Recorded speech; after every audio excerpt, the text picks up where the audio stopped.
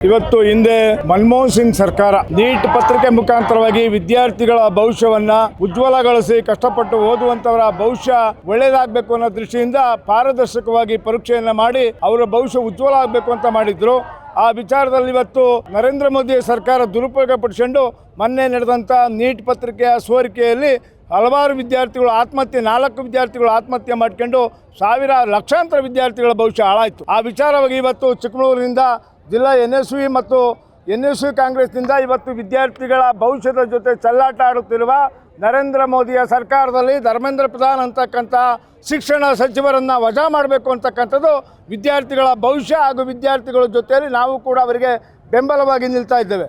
ಕಾರಣ ಇಷ್ಟೇ, ನಿಮ್ಮ ಸರ್ಕಾರ ಬಂದ 12 ವರ್ಷದಲ್ಲಿ ಹಲವಾರು ಬಾರಿ ನೀಟ್ ಪತ್ರಿಕೆಗಳು ಸೋರಿಕೆ ಆಯಿತು. ಏನಕ್ಕಾಗಿ?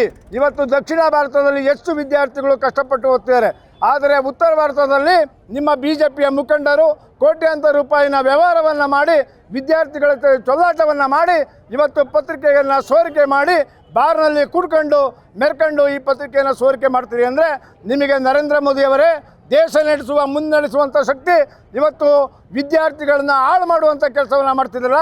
ನೀವು ತಕ್ಷಣದಲ್ಲಿ ನಿಮ್ಮ ಸಚಿವ ಸಂಪುಟದಲ್ಲಿರ್ತಕ್ಕಂಥ ಧರ್ಮೇಂದ್ರ ಪ್ರಧಾನರನ್ನು ವಜಾ ಮಾಡಬೇಕು.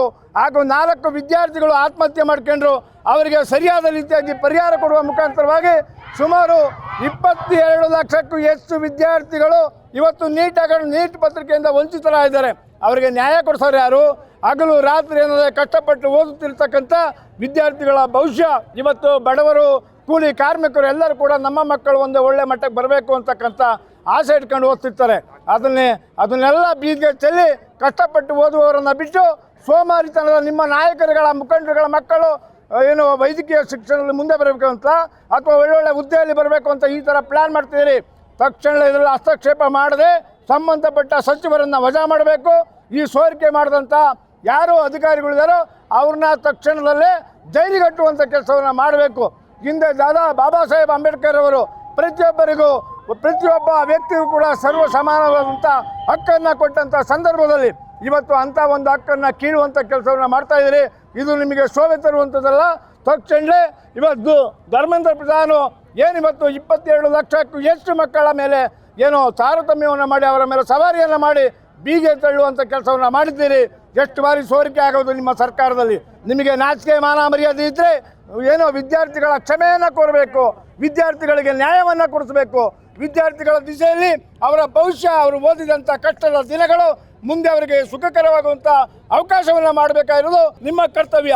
ಇಂಥ ನೀಚ ಸರ್ಕಾರ ಬೇಕೇ ನಿಮಗೆ? ಇಂಥ ವಿದ್ಯಾರ್ಥಿಗಳ ಕೋಟ್ಯಾಂತರ ವಿದ್ಯಾರ್ಥಿಗಳ ಭವಿಷ್ಯವನ್ನು ಹಾಳು ಮಾಡೋದ್ರಿಂದ ಮುಂದಿನ ದಿನಗಳಲ್ಲಿ ತಕ್ಕ ಪಾಠವನ್ನು ಕಲಿತಾರೆ ಅಂತಕ್ಕಂಥ ವಿಚಾರವನ್ನು ತಮ್ಮ ಮುಖಾಂತರ ಹಂಚಿಕೊಳ್ಳಕ್ಕೆ ಇಷ್ಟಪಡ್ತಾ ಇದ್ದೇನೆ.